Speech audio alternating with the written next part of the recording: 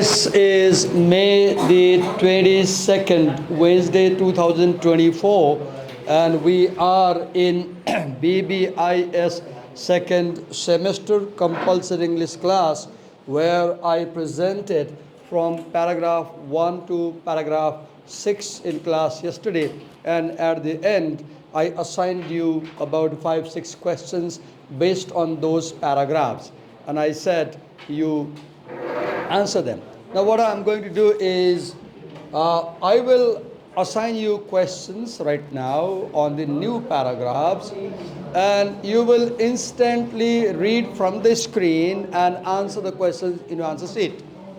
I will try to speak less, okay? Here we go. So we have after the introduction, we have the first section titled A Model of Intercultural Competence. So we know that this section is going to be about the model, right? What is a model?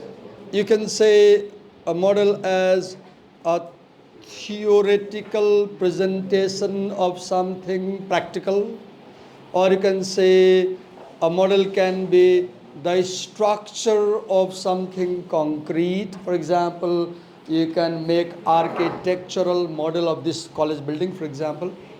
A model can be the design of something.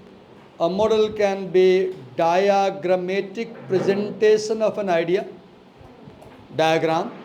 A model can be a systematic presentation of something, right? Let's read. And as I read, I want to show you how to read, right? And as I read and show you how to read, you try to read in the same way from your textbook. So every time in such essays, academic essays, you read a paragraph, I've been telling you continuously that every paragraph has one main idea. And as a reader, your job is to find that main idea and note it down. You can forget the examples, it won't cost you much. But if you forgot the idea, it will cost you much in examination, for example. So let's read. Most existing models of intercultural competence have been fairly fragmented. See, so this sentence talks about existing models of intercultural competence. Topic. This sentence talks about existing models of intercultural competence. And it says that these models have been fragmented. What do you mean by something being fragmented? What do you understand when I say these models are fragmented or these paragraphs are fragmented? If something is fragmented, they are probably not related to one another. If something is fragmented, they are in separate pieces, and one piece, one item does not relate with another item. For example, today's families are fragmented. Why? Husband lives in Middle East, wife lives in Nepal, for example, son may be in America, daughter may be in Australia, and the family is not together, and they may not even have a good relationship. So families are fragmented. They are not together in a right way. For example, fragment. So when you say models are fragmented, what do you mean? One model does not properly relate with another model, right? Different models do not relate properly with one another. So this is, in my opinion, a topic sentence. Let's say, so the topic sentence says models of intercultural communication are fragmented. Now we expect that the rest of the paragraph should show how they are fragmented with examples. Read ahead. Typically, the literature is reviewed. Now, second sentence talks about literature is reviewed and a list of skills, abilities, and attitudes is formed to summarize the literature. Now, here is a word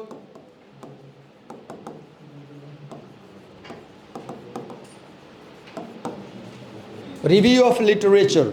When you do research, before you embark on a research further, you study what research other people have done in your field. So literature review is looking at the existing knowledge in your field. And when you look at the existing knowledge in your field, you try to evaluate if something is lacking in this knowledge. You try to evaluate if there is a gap in this existing knowledge. And then as a researcher, you say, oh, here is gap, here is lack of knowledge, and I want to supply this knowledge with my research. So what is review of literature? Review of literature in a sense is extensive study and analysis of what other people, other researchers, other scholars have said or written in your area of research. Right? Suppose you want to write a term paper on impact of mobile phones on students' learning. You want to write a mobile phone on impact of mobile phones in classroom disruption. You want a paper, you want to write a paper where you talk how mobile phones create problems in classroom.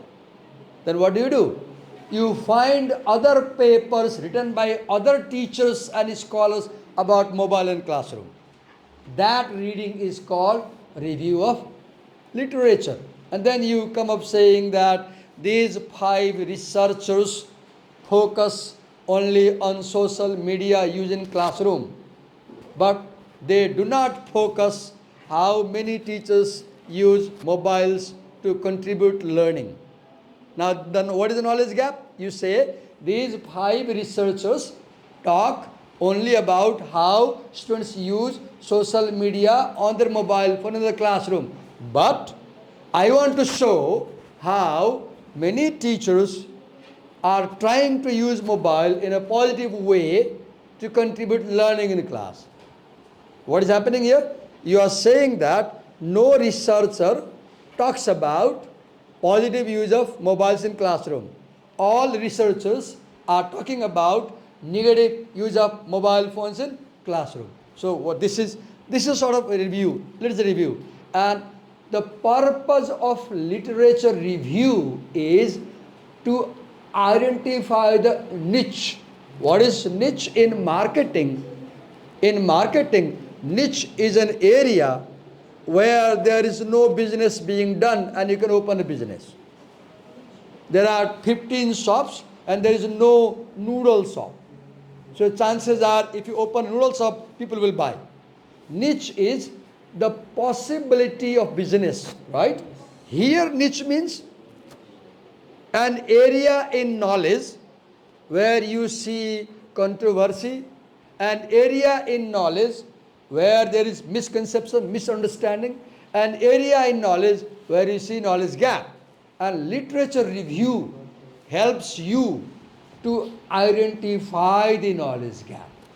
These are serious terms, right? Okay, now move ahead.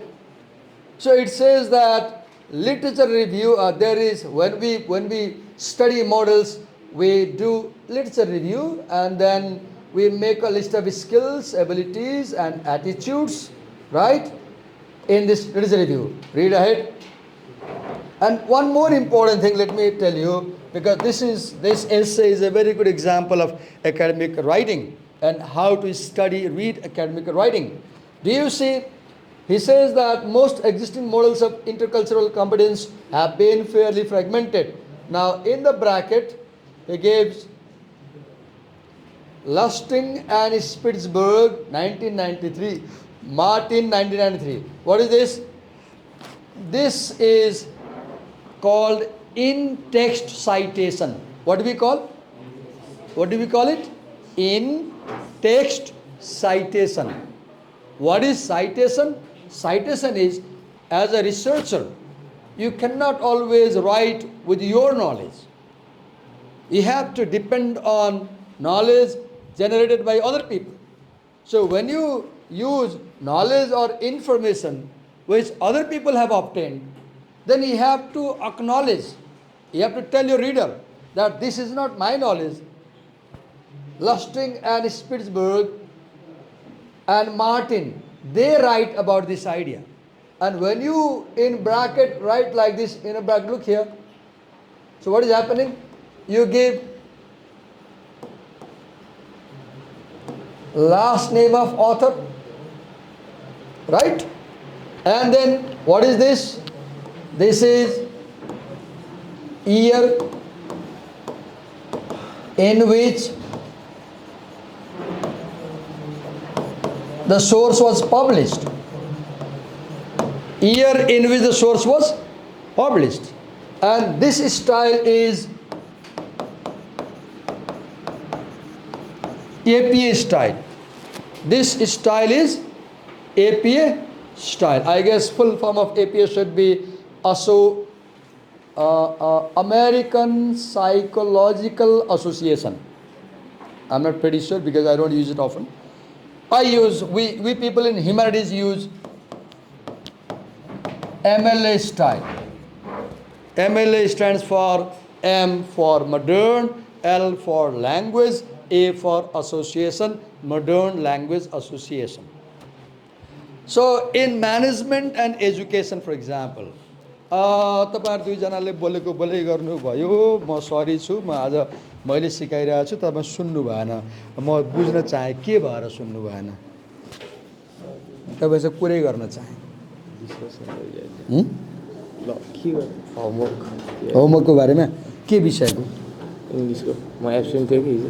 ए चिन्ता गर्नु पर्दैन, absent हुनुहुन्थ्यो, म थिइनँ भन्नुहोस्, सरले केही पनि गर्नुहुन्न। अब तपाईँ चाहिँ हिजोको चिन्तालाई आज कक्षामा ल्याएर आज पनि शिक्षकले भनेको कुरा सुन्नु भएन भने त झन् आजको चिन्ता भोलि थपिन्छ। When your teacher is explicating something, explaining something, presenting on something, I expect you to pay attention, right? These are serious kind of things because our course has academic writing component in Unit 6. So right here while teaching these essays, I'm focusing on the characteristics of academic writing. And I said in academic writing, when you quote from other people or when you use information created by other people, you acknowledge. This is called avoiding plagiarism. What do we call it? Avoiding plagiarism. By acknowledging your source, you are not only avoiding plagiarism, you are giving credit to people whose work you are using in your work, right? So read. Typically the literature is reviewed and a list of skills, abilities and attitudes is formulated to summarize the literature. Again we have this in-text citation. Such lists, now look, in writing, this is sentence 3. Please, as I am explaining like this, I expect a very high concentrated attention. And if I see anybody talking unnecessarily, I'll get extremely angry. Because I expect a very high state of concentration, because these are serious things. Okay, I'm sorry if I sound harsh. Such lists, this phrase is called as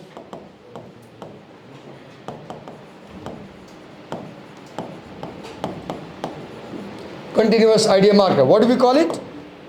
Continuous idea marker. Because this phrase, such lists, refers back to list of skills. Such list means list of skills. Many of you did not come to class when I was teaching him the book Making Connections last year. And I explained such things in first semester. You didn't come to class. Okay, such lists appear on the surface. Move ahead.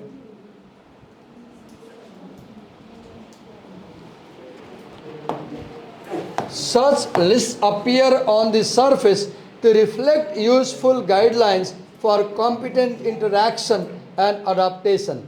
For For example, now look.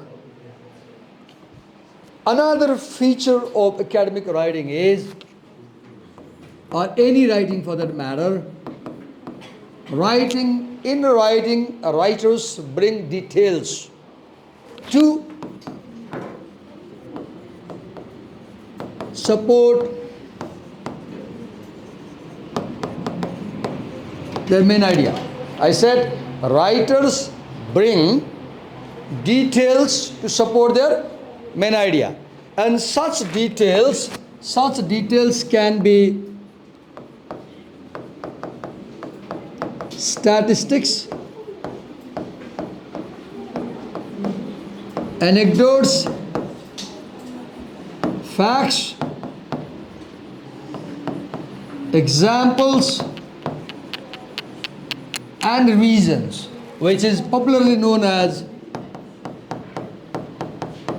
SAFER for quick memory. So, for example, this is an example. Now look, when you read, what comes after? Because after, for example, you may miss it. It won't cost you much. You can ignore details while you are summarizing essays. Okay, move ahead. For example, Spitzberg's review of studies reveals dozens of skills, including ability to deal with stress, understanding, awareness. Now look, what are they describing? Skills for competent interaction. In the review of literature, these writers list skills for competent interaction. For example, if you can easily deal with stress, you are a competent communicator.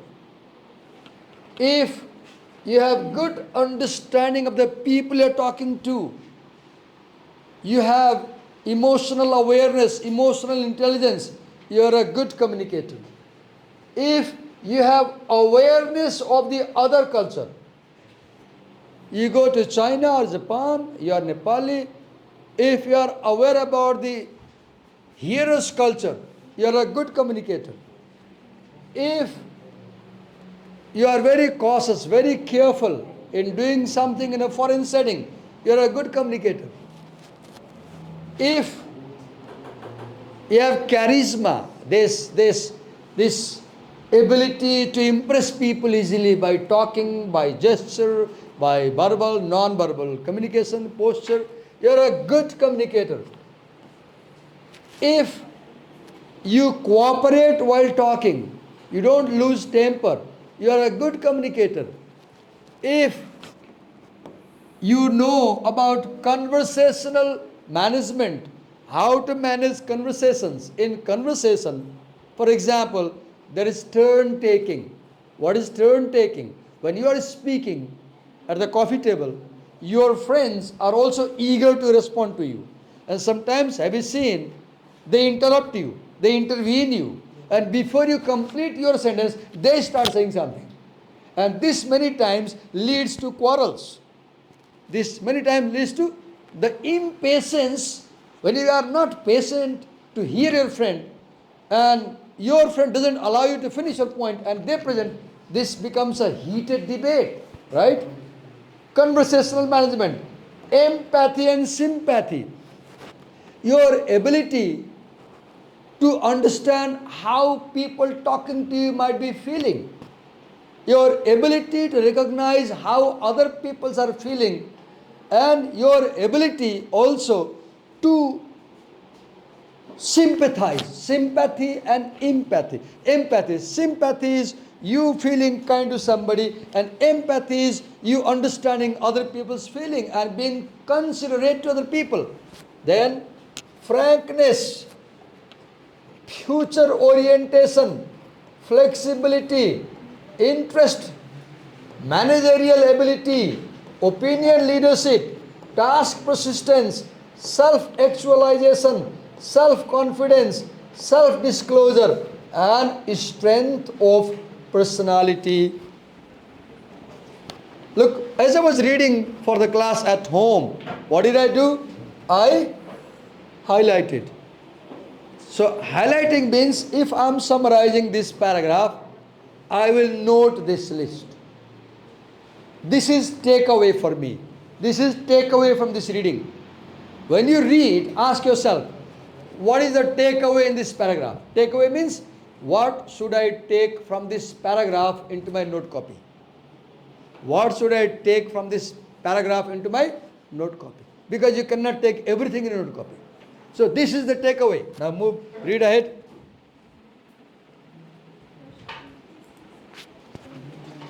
I don't know why this. I don't know how to remove this. What is appearing here? Okay. Can somebody help me? Which is what word is there? Although? Although. Although each study, look here. This word each study, this points backward. Each study means the two studies mentioned earlier. Right? Although each study portrays in academic reading and academic writing, if you learn the skill of recognizing such pointers, markers, discourse markers, what do we call them?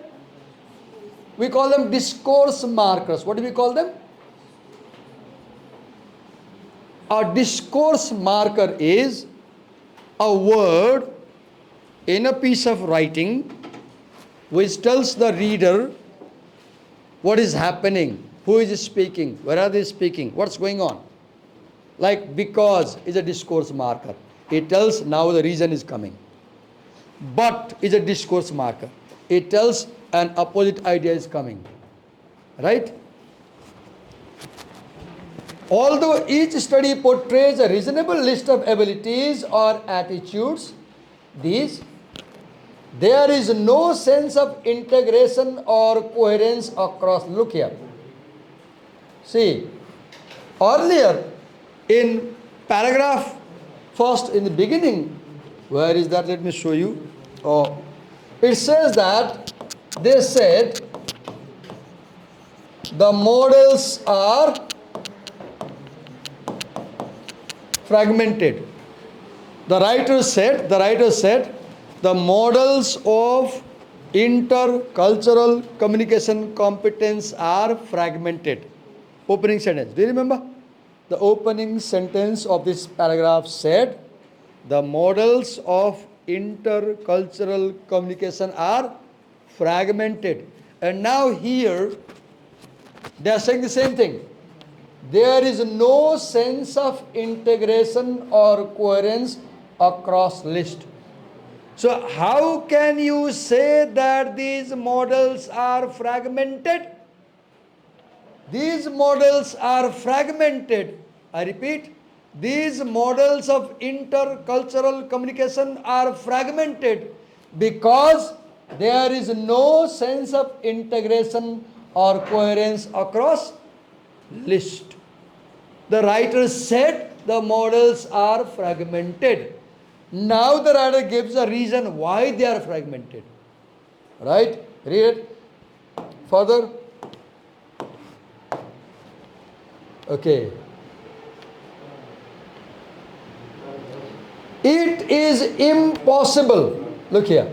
It is impossible to tell which skills are most important in which situations. See, this is reason 2. This is reason 1. There is no sense of integration or coherence across list. It is impossible to tell which skills are most important in which situations, or even how such skills relate to each other. Reason 3. In addition, look, another discourse marker. In addition, although when you want to add to what you have already said, when you want to add another point to what you have already said, What phrases do you use? Like in addition, besides this, not only this. In addition, such list, see, continuous idea markup. Such list means this list, these lists. Such list means the list provided by the scholars. Such lists become cumbersome as it is difficult to imagine trying to learn dozens of complex skills to become competent. Now look, now let's review this paragraph. Once again, let's review this paragraph quickly and show, I want to show you. This is the opening paragraph of the second section where we have the topic sentence which says most existing models of intercultural competence have been fairly fragmented. So is this sentence saying something positive about existing models of communication, or is this sentence saying something negative? It is saying negative. And please understand, when you say something negative about something in research, we don't use the word negative. When you say something negative about something, we call this critiquing.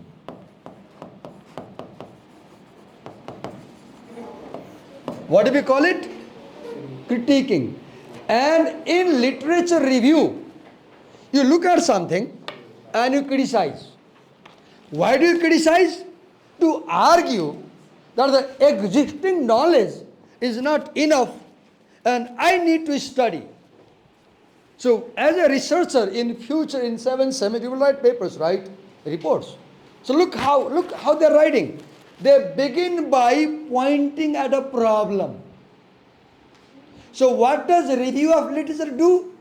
It identifies the problem with existing knowledge. A review of literature identifies the problem with existing knowledge, and the language of identifying the problem is critiquing. critiquing. Let me add the word critique. What is critique? Critique is evaluating. Critique is judging. Critique is looking at what is plus point and what is minus point in this. Critique is evaluation. Critique is judgment. Critique is identifying negative points. Critique is criticizing. Critique is separating wheat from the chaff. You know wheat and chaff? When you take paddy in the rice mill, and you put the paddy from up, it goes in the grinder. The rice, shining rice falls from the front part and the chaff falls from the back part. Have you seen? मिलमै घाँस छैन मलाई कहाँ थाहा हुन्छ? कहिले धानकुटे मिलमा गएको छ? माथिबाट धान हाल्यो भने चामल अगाडि खस्छ, भुस पछाडि खस्छ, मिलको ग्राइन्डरमा चामल र भुस छुट्याउने क्षमता हुन्छ. That is critiquing. That is critiquing. You separate which is rice and which is husk. You tell what is useful and what is useless. So do you see, these writers are going to write a book on models of intercultural communicative competence. So anybody can ask, there are 100 books in the market, why should I read your book? So before they write their book, they have to tell their readers why their book is important. So how do they begin? They begin by telling the problem with existing knowledge. So how do you start a research? You start your research by identifying the problem in existing knowledge. So their topic Their topic of research is intercultural competence. Their topic is, what is their topic? Intercultural competence. And they are saying that these models are fragmented. They are saying these models are fragmented. And remember, when they say these models are fragmented, the idea that the models are fragmented is not theirs. The idea that the models are fragmented, this idea is not there. This is Lustig's idea. This is Spitzberg's idea. This is Martin's idea. So they are borrowing other scholars' idea to make a point themselves. So what do you learn from this? As a researcher, you can borrow other researchers' ideas to make your point. I repeat, as a researcher, you can borrow other people's ideas to make your point. But the point is, you must acknowledge by citing the source, right? Now they say that the models are fragmented. Now write a question.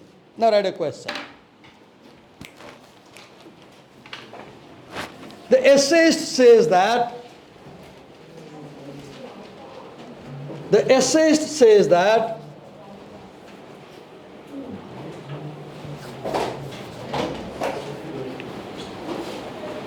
okay, the essayist first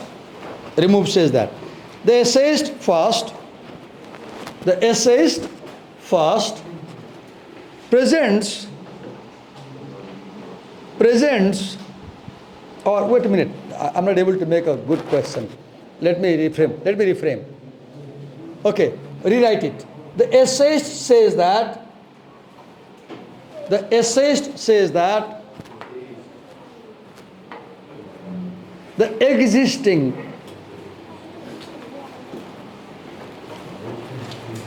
models of intercultural communication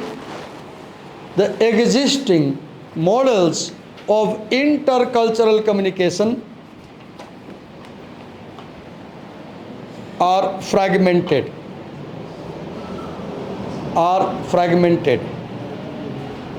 Full stop. How does he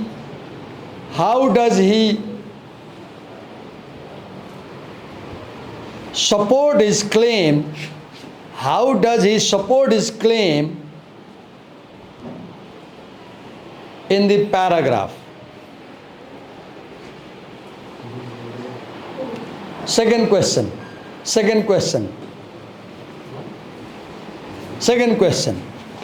How does the writer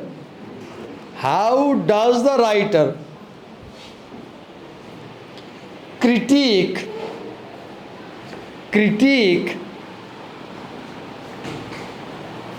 the existing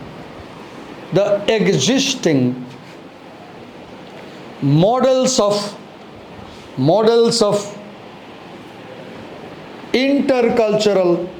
intercultural communication?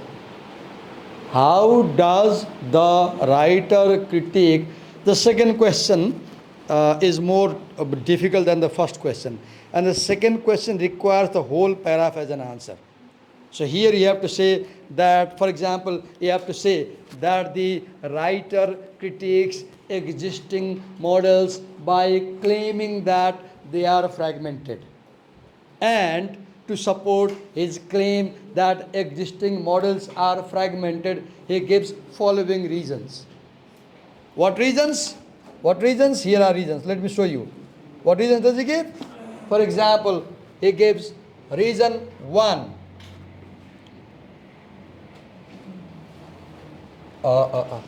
Yes, reason 1. See, what reason does he give? There is no sense of integration or coherence across. Reason 1. Reason 2. it is impossible to tell which skills are most important in which situations. Reason 3, how such skills relate to each other. Reason 4, such lists become cumbersome as it is difficult to imagine trying to learn dozens of complex skills to become competent. Write a third question. What examples of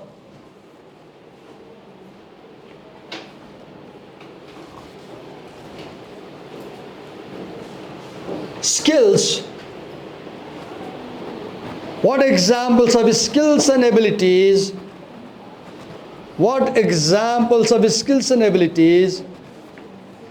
does the writer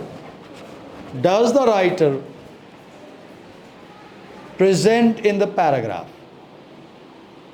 Look at me. One way to learn reading in the university is you read a paragraph and develop such questions.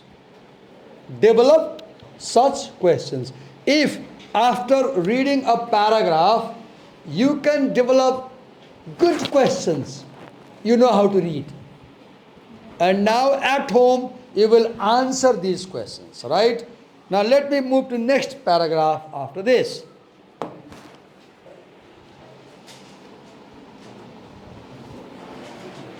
A more productive approach would be, look here, a more productive approach would be to develop an integrative model of intercultural competence that is both consistent with the theoretical and empirical literatures and provides specific predictions of competent behavior. Look, in research, please, I'm talking something very serious and I need serious attention. If I find somebody not paying attention, I'll lose my patience quickly, okay? In research, first you review existing knowledge.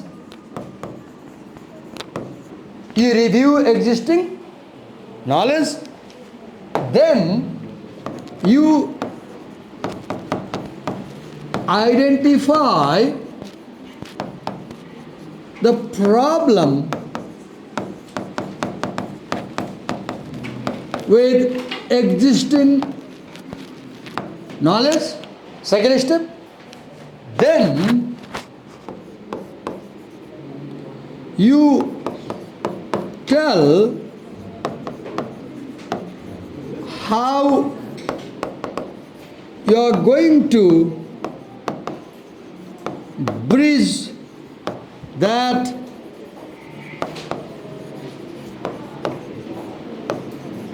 knowledge gap. And let me show you how he's in the first paragraph. He said,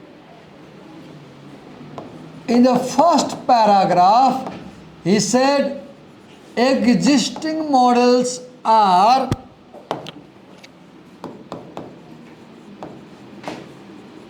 fragmented. In the first paragraph he said existing models are fragmented. This sentence did two things. Number one, it criticized existing knowledge. Number two, it identifies the knowledge gap or the problem with existing knowledge. Now paragraph 2 does this is that is called occupying the niche. First you identify the gap. Then you occupy the gap. Have you seen when you join your friends over the coffee table, you're late in reaching, they're already there, and then you come late, and when you get into the restaurant, first you have a look which table is empty. If no table is empty, you can't stay there. So first you look where is the gap, and you sit there and you join the conversation. Have you seen? When you go in a meeting, for example, and if you are late, you look for a chair where you can sit. In the same way, in research, first you listen to what other researchers are saying. This is called joining the conversation. What do we call it? Research is joining the conversation. What is research? Because before you come here, other people are already talking about the topic. You have just arrived. So you are joining an ongoing conversation. For example, do you think these writers are the first people to talk about models of intercultural communication? No. Before these people, many people have researched and written about intercultural communication competence. And these authors are joining a community of scholars. And we call this as joining the conversation. What do we call it? Joining the conversation. And when you join the conversation, first you listen. And if you spoke without listening, you look stupid. Have you seen even in coffee table chat, chit chat, if you speak without listening, you become stupid. As a researcher, you must listen before you speak. And listening means reading what other people are saying. Listening means reading what other people are saying. When you listen to other people, you know the context. When you carefully listen to other people, you know the context. You know the topic. You know the theme. You know what each person is saying. You know their outlook. You know their viewpoint. Then knowing their viewpoint helps you to develop your viewpoint. And when you listen to his viewpoint, her viewpoint, and make your viewpoint, this is called synthesizing. What do we call it? What did I say? Synthesis. Synthesis means listening to other people, understanding what they are saying, and building your view. What is synthesis? Synthesis is listening to the arguments made by other people, and based on their argument, you develop your argument. Am I clear? So before I close the class, let me show you. In the first paragraph, he said there is a gap. What gap? The models are fragmented. They do not properly address one another. The models do not address one another. The models do not relate one another. Right? Now look here. A more productive approach would be, when you say that a more productive approach will be this, you are implying that their approach is not productive. See the language. See the language of research. When you say a more productive approach would be this, aren't you saying that their approach is not productive? So this is also language of critique. And as a researcher, if you don't know how to critique what other people have said, you can't be a good researcher. One strength of good researchers is they read what others say, and they are very good at finding loopholes in what others are saying. Because without finding loopholes in what others are saying, you can't argue your case. So, a more productive approach would be to develop an integrative model of intercultural community. Look at the word, say the word, integrative. What does integrative mean? The adjective integrative comes from the word integrate. Integrate means coming together, bringing together, putting together, joining, linking, connecting. And this is opposite of fragmentation. Earlier he said models are fragmented. Now he says we need to integrate them. We need to find connection among them. We need to find relation among them. So, in the first paragraph, he critiques, identifies the gap. In the second paragraph, he occupies the niche by saying that we need integrative models of integral competence. That is both. Now look, then he says, such models should be consistent with the theoretical and empirical literatures and provides specific predictions of competent behavior. So my class has come to an end. I'll stop here. And when you come to class, bring an answer to my questions. I gave you 3 questions. And if your time allows, please read rest of the essay at home. Read rest of the essay at home. Thank you.